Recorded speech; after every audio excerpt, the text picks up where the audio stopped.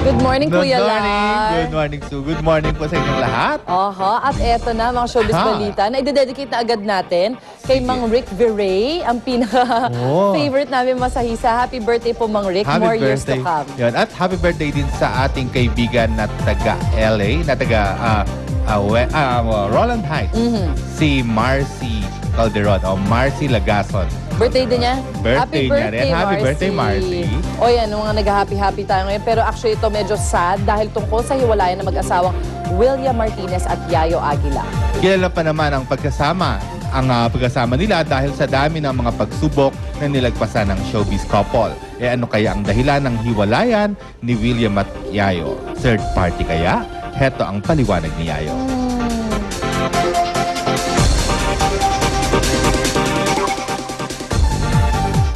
William Martinez at Yayo Aguila, hiwalay na.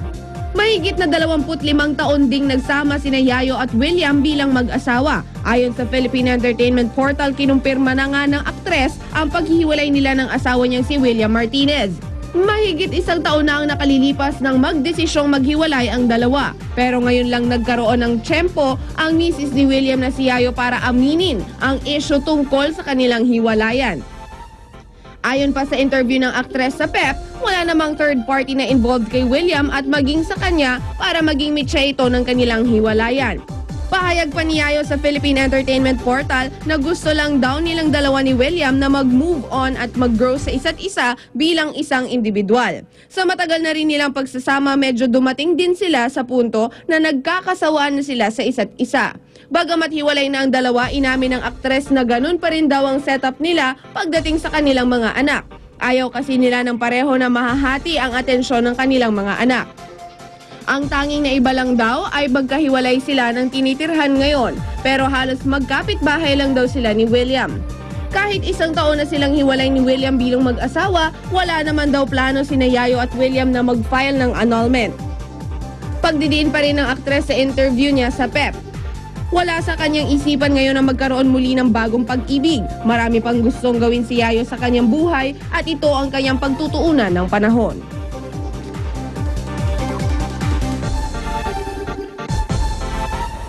Naku, ayan na. Nagulat ako. Alam mo kasi, Kuya Lar, nag-guest sila sa amin pa sa Full-Time Moms, although hindi at the same time. Pero pag kinausap mo, very easygoing. Talagang wala kang although nabanggit ni William yung setup nila na yan na magkaiba sila ng tinitirhan. Which he said was even ideal for them daw kasi pag nakikita sila, sobrang silang excited at may new things sila to share with each other. Yun kasi hindi naman nawala ang pagmamahal. No, nandun pa rin yung pagmamahal. Except ang dami-daming, yung pressure ng married life, yung pressure nila as a couple, especially nang magdatingan yung mga problema like yung tungkol dito nga sa anak niya na di ba na dinimanda nga nila si Baron Geisler.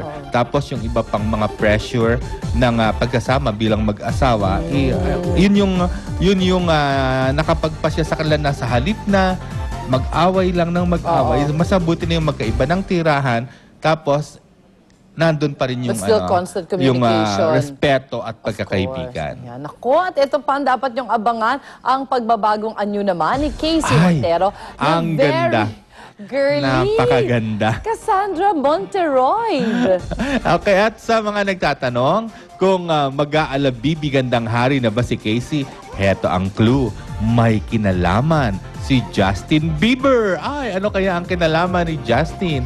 Malalaman natin yan. Ang buong kwento niyan. Mamaya na lang. Mamaya na. Oo nga. May Justin Bieber. Kaya tutok lang kayo. Ang sarap. Gusto ko lang ikwento. Parang kinakati na yung dila ko na ikwento. Sa commercial. Tapos may pagkakataon yung mga kapuso natin malaman ang buong kwento dyan. Isa lang ang masasabi ko. Napakaganda ni Casey. You should see her. Grabe. Her talaga nasabi. See? May kamukha See, siya. ayan ang abangan no. May kamukha. Sabi ni Lynn, Ashley Simpson. Oo, di ba? Meron din kapuso star na kamukha siya. Jackie Rice ba? Pwede. Ayan, mamaya. Ayan. Send in your votes kung sino ang kamukha ni Cassandra Monteroy. Mas maganda pa siya kay RC Munoz. RC Munoz. Mas maganda pa siya kay Ay! Kuya Lar, no, ati ka talaga. Ilipat na nga lang natin ito kay Lynn Connie at Arn. Ikaw pero pwede Lynn Connie at Arn. International beauty, Mare. Kamukha talaga yan si Ashley Simpson. Yes. Kaya eto, pupuntahan naman natin isa pa maganda at gwapo. Susan at Drew. Nasa Intramuros sila. Hello, good morning. Good morning! Ayan, Lynn Connie, kita nyo naman syempre, di ba? Parang bumalik ako sa sinaunang panahon. Anyway, dahil balik nga po tayo dito sa Intramuros, dito sa Light and Sound Museum. At ngayon makakasama natin si Ginoong Roberto Celis. Itinatagho ito noong 2003. At alamin natin sa kanya bilang resident manager, so bakit nyo naisipan na i-put up itong Light and Sound Museum na nagpapakita ng kasaysayan ng Pilipinas? Magandang umaga sa lahat. Unang-una, ito ay proyekto ng Department of Tourism. Okay. Ng aming sekretary noon na si Secretary Richard Gordon. Okay. Ito ay parte ng Visit Philippines 2000, yung Wow Philippines, additional attraction ito sa Intramuros. Oo. So, basta dito ay pakikita yung kasaysayan ng Pilipinas. Kasaysayan ng Pilipinas at ng buhay ni Rizal. Ayun. So, yun ang pinakabuod ho nito para to make the long story short. Kasaysayan ng Pilipinas at itong buhay ni Rizal. Anyway, dito sa likod ko nakikita nyo, ito yung tinatawag nilang manunggul jar. Yan. Kasi bahagi po ng ating tradisyon niya, lalong-lalo na po dyan sa Palawan, kung saan inilalagay po nila dito yung labi ng kanilang mga mahal sa buhay. Yung tinatawag po dyan mummification. Siyempre, yung alam nyo rin, meron din ho dyan sa may parte ng Batanes, di ba? At ngayon naman, ito ho nasa, nakikita ho ninyo, para mga Chinese, yun yung bahagi ng tinatawag na barter. O barter, yung nakikipagpalit ho sila ng kalakal. Ayan, kinuha ba, mga perlas, ginto, ayan, kapalit ho ng mga ibang produkto. So, yung parang nagpapagkakaroon lamang ho ng palitan ng kanilang mga kalakal. At ngayon naman, syempre, ito po, sino ba naman ang hindi makakakilala dito po kay Lapu-Lapu. Ayan, si Lapu-Lapu po na nagtanggol sa atin laban po dito kay Magellan at dito po sa mga Kastila. Kaya talagang busog na busog, hitik na hitik sa kasaysayan itong Light and Sound Museum. Mr. Celis, kasama ko kanina si Drew. Nakita niyo ba siya kung nasaan? Nasaan si Drew? Hindi ko nakita ngayon. Nasaan? Nawala si Drew. Naligaw sa loob kasi medyo 1 hour. Nasaan si Drew? Drew! Nasaan na ba yun? Yes, Miss Sue, nandito tayo ngayon sa era kung saan na-convert ng mga Kastila ang ating mga ninunong Pilipino sa relihiyon ng Kristyanismo. Ayan. Kaya nakikita natin dito sa kanan ko ay isang praile na parang binababtay sa ating mga ninuno, mga dalawang babae. At sa harapan nila ay ang mga rebulto ng mga, I guess, yung mga sinasamba nila before.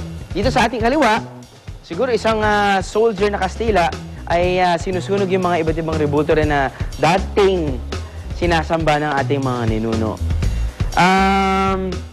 Katulad nga sinabi nila, nung early 1500s, bago sinakop ng mga Kastila ang Pilipinas, hindi lang ginamit nila ang sandata, pati na rin ang krus. Kaya dyan siguro nagsimula ang Kristyanismo sa Pilipinas. Siyempre, may mga ibang Pilipino na hindi naniwala o gustong magrebulto, katulad na lang nila Dagonoy. Ayan. So mamaya po, sa aming pagbabalik sa Light and Sound Museum, papakita po namin yung ibang era naman. Yung era ng Pilipinas under the Spanish rule. Kikilalanin natin yung mga bayani natin na lumaban sa mga Kastila noong panahon na yan. Sa aming pagbabalik dito sa Intramuros, Manila. Back to studio muna tayo. Mga kapuso, hindi lang po mainit na kape ang pambida natin ngayong umaga. Alam nyo naman, dito sa Unang Hirit, extreme lagi ang gimmick. Kaya naman kahit malamig, magbibida tayo ng mga ice cream. Pero kakaiba to ha, dahil extreme nga. Check out the flavors. Merong siomai flavored ice cream, meron ding pizza, at meron ding maanghang na ice cream. O, di ba? Ice cream pero hot and spicy pa rin. Naku, mamaya titikman po natin yan. How attractive. I love it. Can I have one? Oh, Connie po tayo ngayon. Yes, Kumakain na eh. Ito. Nako, may tanong ho ako sa inyo. Nakikita niyo ho ba ang mga kahon na ito? Mamaya, may extreme na sorpresa tayong lalabas mula dyan. Meron bang tao yan? O kung ano yan, abangan nyo yan sa magbabalik ng Unang Hirit!